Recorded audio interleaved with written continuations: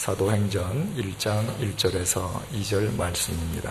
데오빌로여, 내가 먼저 쓴 글에는 무릇 예수의 행하시며 가르치시기를 시작하심부터 그의 택하신 사도들에게 성령으로 명하시고 승천하신 날까지의 일을 기록하였노라. 아멘. 지난 주 초에 모 일간지에 게재되었던 소설가 황석영 선생의 대답 내용 중에 일상의 삶은 가장 위대한 화면이라는 표현이 있었습니다. 90년대에 5년 동안 수감 생활을 했던 그는 교도소에서 엄청난 분량의 책을 읽었는데 일상의 삶에서 일탈한 책 읽기의 결과 그에게 남은 것은 무의미한 관념뿐이었다고 했습니다. 세상 속에서 사람들과 부딪히며 살아가는 가운데에 책을 읽는 것이 인생의 유익한 독서가 되는 것이지, 삶과 유리되어서 책 읽기 자체만을 즐기는 것은 공허한 관념의 유희에 지나지 않았던 것입니다. 관념만을 추구해서는 혹 어설픈 철학자가 될 수 있을는지는 몰라도 소설가가 될 수는 없습니다. 소설이란 인간의 삶을 다루는 장르이기에 삶을 떠나서는 소설 자체가 성립될 수 없습니다. 이런 의미에서 일상의 삶이 가장 위대한 화면이라는 황석영 씨의 화두는 소설가다운 깨달음이라 할 수 있습니다. 그러나 이것은 비단 소설가에게만 국한되는 이야기가 아니라 실은 이 세상에 있는 모든 사람들에게 공통적으로 적용되는 화두입니다. 한 인간이 어떤 인격과 소양의 소유자인지 이 세상에 밝혀주는 화면은 바로 그 당사자의 일상의 삶입니다. 일상의 삶보다 인간의 실상을 보여주는 더 좋은 화면은 없습니다. 크리스찬도 예외인 것은 아닙니다. 주님을 믿는 우리가 과연 참된 신앙의 소유자인지 밝혀주는 화면은 우리 일상의 삶인 것입니다. 우리의 신앙 상태를 보여주는 화면은 절대로 예배당 안에 있지 않습니다. 예배당 안에서는 누구나 거룩해질 수 있습니다. 우리의 신앙을 확인시켜주는 화면은 예배당 밖 일상의 삶입니다. 예배당 밖에서 매일 이루어지고 있는 우리의 삶이란 화면을 통해서 예수 그리스도가 세상에 투영된다면 우리는 참된 크리스찬인 것입니다. 안타깝게도 많은 크리스찬들이 이 사실을 간과한 채 신앙과 삶이 서로 괴리 상태를 이루고 있습니다. 마태, 마가, 누가, 요한의 복음서가 쓰여지기 전에 로마서, 고린도 전후서, 갈라디아서와 같은 교리서가 이 땅에 나타나기 전에 예수 그리스도의 삶이 이 세상에 먼저 있었다는 사실을 잊어서는 안 됩니다. 복음서가 무엇입니까? 이 땅에 오셨던 예수님께서 우리에게 보여주신 주님의 삶에 대한 기록입니다. 이 땅에 오셨던 예수님께서는 당신의 삶이란 화면을 통해서 당신께서 삼위일체 하나님이심을, 인간을 구원하실 구원자이심을 친히 보여주셨고, 바로 그 삶에 대한 구체적인 복음이, 기록이 바로 복음서인 것입니다. 그렇다면 교리서는 또 무엇이겠습니까? 로마서와 같은 교리서는 이 땅에서 주님께서 보여주셨던 주님의 삶에 대한 해석입니다. 만약에 주님의 삶이 없었더라면 복음서와 교리서는 아예 존재할 수조차 없습니다. 성경 속에서 복음서와 교리서가 절대적인 의미를 지닌다면 그것은 전적으로 그보다 선행되었던 주님의 삶으로 인함입니다. 여기에서 우리가 특기해야 될 사실은 바로 주님의 삶을 보여주는 복음서와 주님의 삶에 대한 해석서 그 한가운데에 사도행전이 자리 잡고 있다는 사실입니다. 복음서, 사도행전, 교리서, 이 순서가 우리에게 주는 메시지를 이해하는 것이 중요합니다. 사도행전은 주님을 쫓는 사도들의 행전으로, 행전이란 말은 행실 행자의 전기 전자, 즉 행함의 기록입니다. 바로 이 행함의 기록이 복음서와 교리서 사이에 위치하고 있는 것입니다.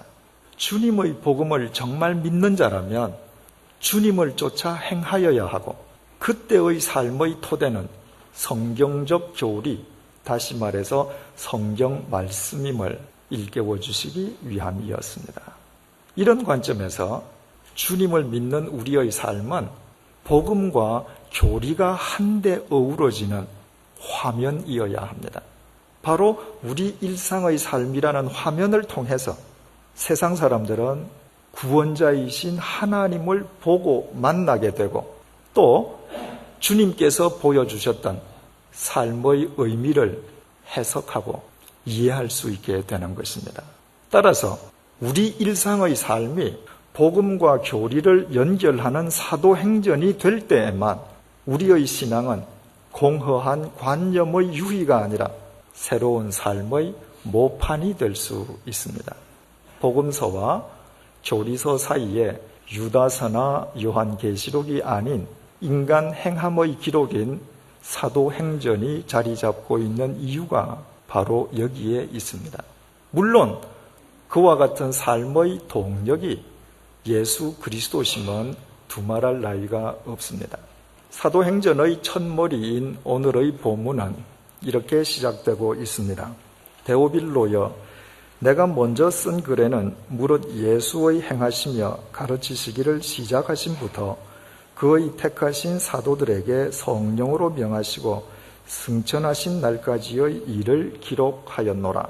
사도행전은 의사인 동시에 누가복음의 기록자였던 누가가 데오빌로라는 사람을 위해서 그에게 써보낸 편지의 내용입니다.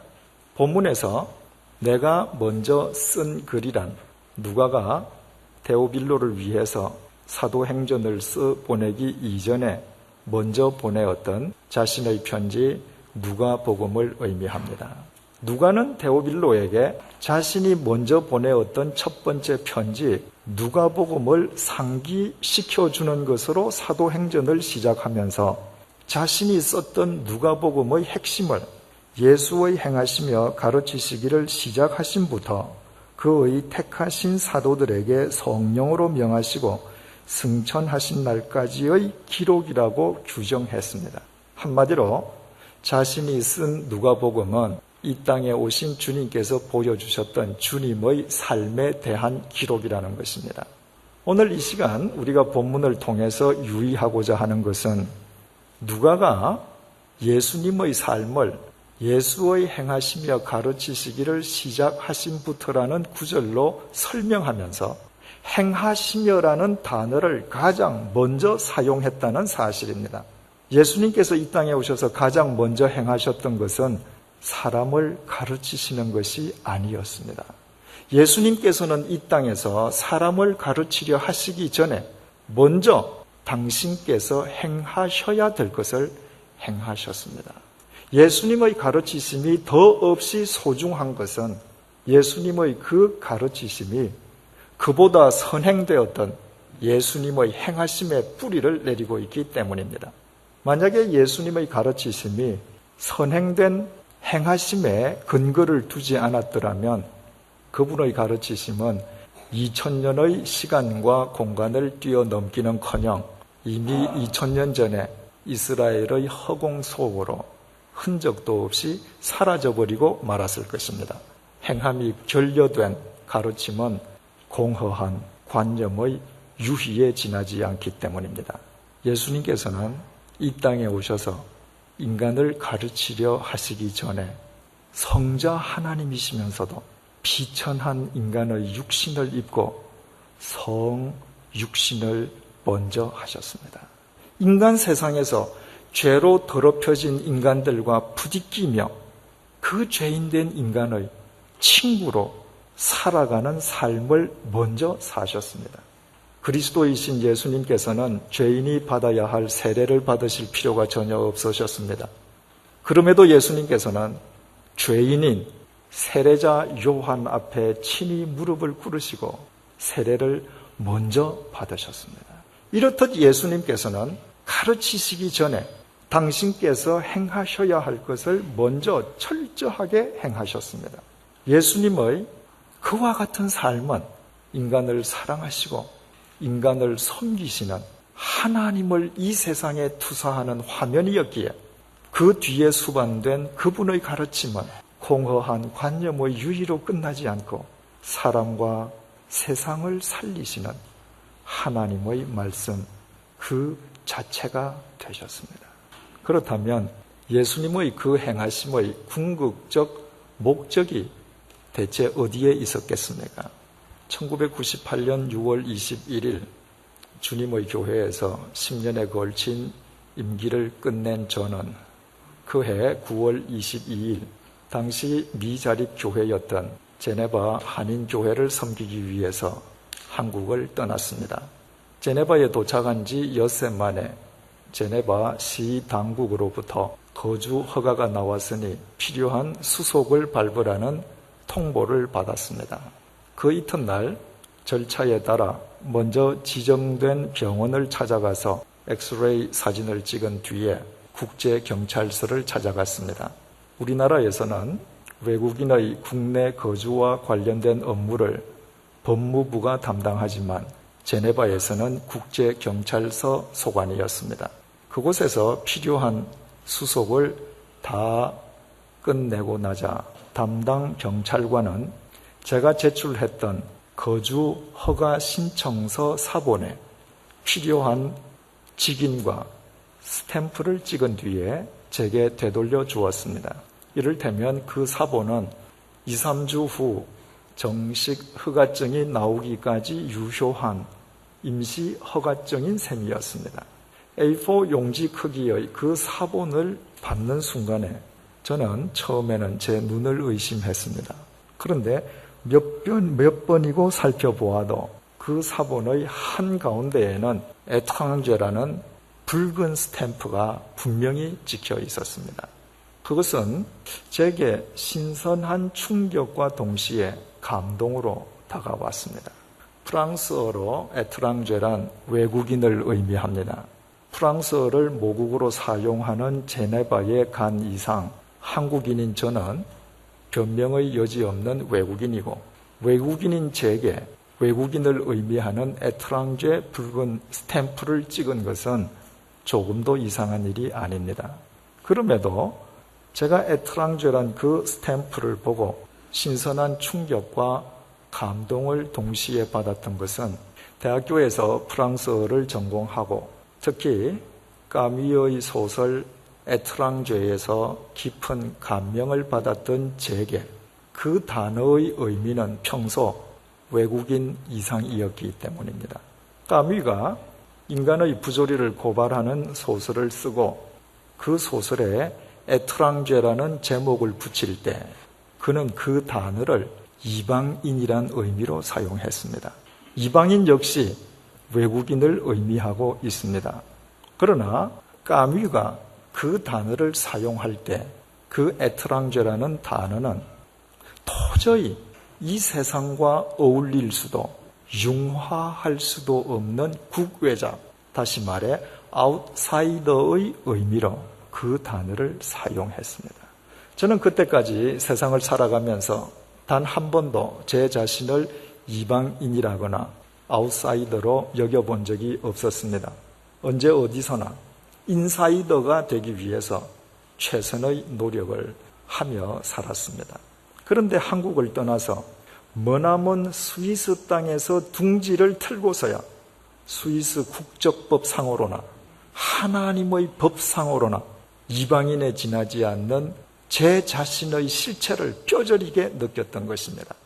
죽음과 사망의 한가운데 제 삶의 뿌리를 내리고 살던 저는 하나님 앞에서 변명의 여지조차 없는 이방인이었고 하나님 나라와는 전혀 어울리지 않는 국외자였습니다. 진리와 생명에 관한 한 저는 철저한 아웃사이더에 지나지 않았습니다. 세상의 아웃사이더로 살다가 죽어간 소설 이방인의 주인공 메르소나, 하나님 나라의 이방인으로 날이면 날마다 사망의 골짜기로 추락해가는 저 사이에는 아무런 차이가 있을 수 없었습니다. 그런데 주님께서 저를 하나님 나라의 인사이더로 건져 올려주신 것입니다. 당신의 생명을 십자가의 제물 삼아 저의 죄값을 대신 치러주심으로 주님 안에서 하나님의 자녀가 되게 해주신 것입니다. 제게 그런 가치나 자격이 있었어가 결코 아니었습니다. 오직 주님의 은총과 사랑으로 인함이었습니다. 바로 이것이 제가 제네바 국제경찰서에서 제게 쭉 찍어준 이방인이란 붉은 낙인을 보면서 충격과 감동을 동시에 느낀 이유였습니다. 제네바 국제경찰서가 제게 이방인이란 낙인을 찍음으로 본래 하나님 앞에서 이방인에 지나지 않았던 제 실체, 그럼에도 불구하고 주님께서 제게서 그 이방인의 낙인을 제거해 주시고 하나님 나라의 인사이더로 건져 올려주신 주님의 은총을 다시 한번 생생하게 확인했기 때문입니다. 예수님께서 이 땅에서 행하시고 이루시고자 했던 궁극적인 목적이 바로 여기에 있었습니다. 당신의 생명을 던져 하나님 나라의 아웃사이더에 불과한 우리를 하나님 나라의 인사이더로 건져 올리시는 것이었습니다. 주님께서는 이 일을 위해 이 땅에 오셨고 주님의 전 생애는 이 일에 집중되었습니다. 그로 인해서 우리는 하나님 나라의 자녀로 살게 된 것입니다. 주님께서 우리에게 당신이 누구신지 먼저 가르쳐 주신 뒤에 우리가 그 모든 것을 이해한 다음에야 우리를 위해 당신의 생명을 던지신 것이 결코 아니었습니다. 주님께서는 이미 2000년 전에 당신의 생명을 던져 우리를 구원하셨습니다. 그리고 2000년이 지난 지금 주님께서는 당신이 누구신지 우리에게 가르쳐주고 계신 것입니다. 그렇기에 주님의 가르치심은 공허한 관념이 아니라 우리 생명의 원천이 되고 주님의 삶 자체는 우리의 복음이 되는 것입니다. 이 복음을 진정으로 우리가 믿는다면 이제 우리에게 남은 것은 우리의 삶을 그 복음에 뒤이은 사도행전으로 일구는 것, 우리 일상의 삶을 예수 그리스도를 이 세상에 투영하는 위대한 화면으로 일구는 것 이외에 무엇이 또 달리 있을 수 있겠습니까?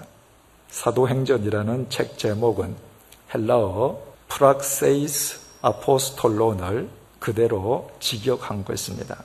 우리말 행전으로는 그 단어가 복수인지 단수인지 구별할 길이 없습니다. 그러나 헬라어 프락세이스는 행위, 행함, 행동을 의미하는 프락시스의 복수형입니다. 그래서 영어 성경은 이 단어를 인간의 행동을 뜻하는 단수형 act가 아니라 복수형 acts로 정확하게 번역하고 있습니다. 믿음은 한순간의 감정에 의거해서 한 번 주님을 쫓는 act로 그치는 것이 절대로 아닙니다. 믿음이란 일상의 삶이 act로 지속되는 것을 의미합니다. 그때에만 우리의 삶은 이 세상에 주님의 생명을 비추어주는 복음의 화면일 수 있고 이 세상을 살리는 사도행전일 수 있습니다. 우리말 성경은 교회를 가리키는 헬라어 에클레시아를 가르칠 교자와 모일 회자를 써서 교회, 즉 가르치는 모임이라는 뜻으로 번역을 했습니다. 한국 교회가 2000년 교회 역사상 유례 없이 성경 공부에 열심인 것은 이와 무관하지 않을 것입니다.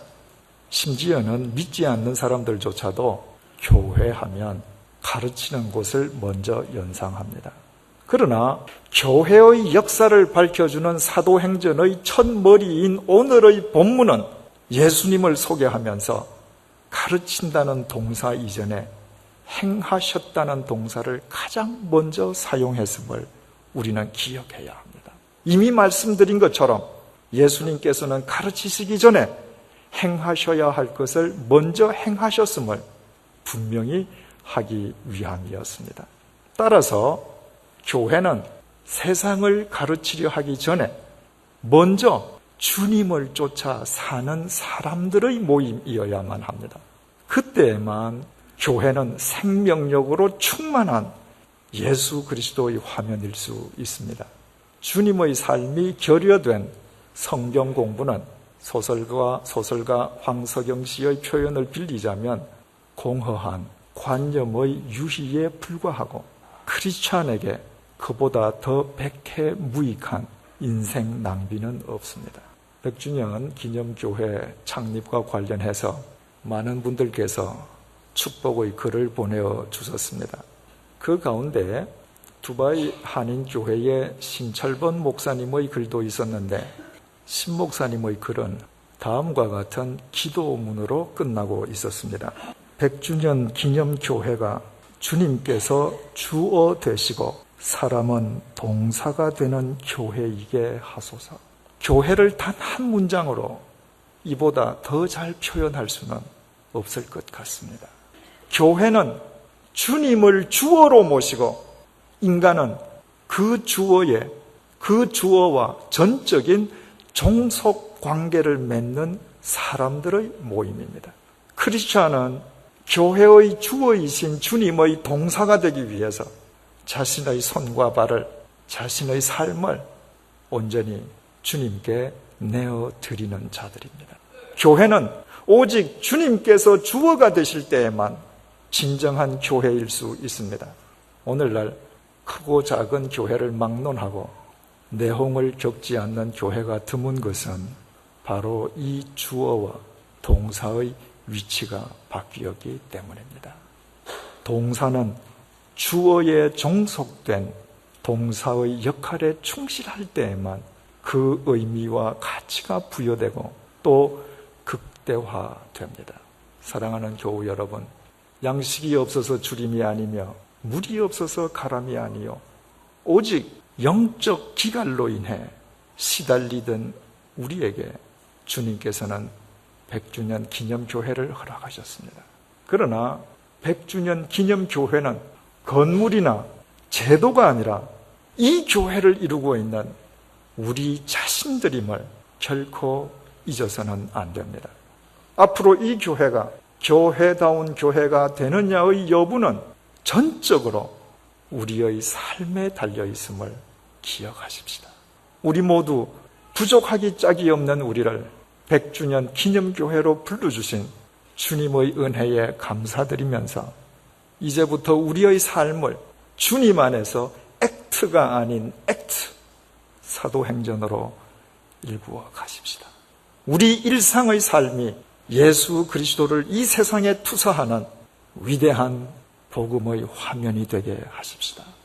교회의 주어 대신 주님을 위해 우리의 손과 발을, 우리의 머리와 심장을, 우리의 삶을 온전히 주님의 동사로 내어 놓으십시다. 이 길만이 내가 살고 우리가 살고 민족을 살리고 인류를 살리는 길입니다. 알고 계십니까? 이를 위해서 주님께서는 한국 교회 행전의 역사적 현장인 이곳 양화진으로 우리를 불러내셨습니다. 기도하시겠습니다. 주님, 우리는 우리의 허물과 부족함을 너무나도 잘 알고 있습니다. 그런데도 주님께서는 미천한 우리를 이곳으로 불러주시고 우리로 하여금 100주년 기념교회를 이루게 하셨습니다. 이제 우리 모두 낮고 겸손한 마음으로 주님을 우리의 주어로 모십니다. 우리 자신을 주님의 동사로 내어 놓습니다. 우리의 삶이 주님 안에서 이 시대를 위한 사도행전으로 일구어지게 하옵소서. 우리 일상의 삶이 주님의 사랑과 생명의 빛을 이 어두운 세상에 비추는 가장 위대한 화면이 되게 하옵소서. 이 넓고 넓은 세상에서 우리를 이곳 양화진으로 불러내신 주님의 뜻이 예배당 밖 우리 일상의 삶 속에서 온전히 이루어지게 도와주옵소서. 예수님의 이름으로 기도드립니다. 아멘.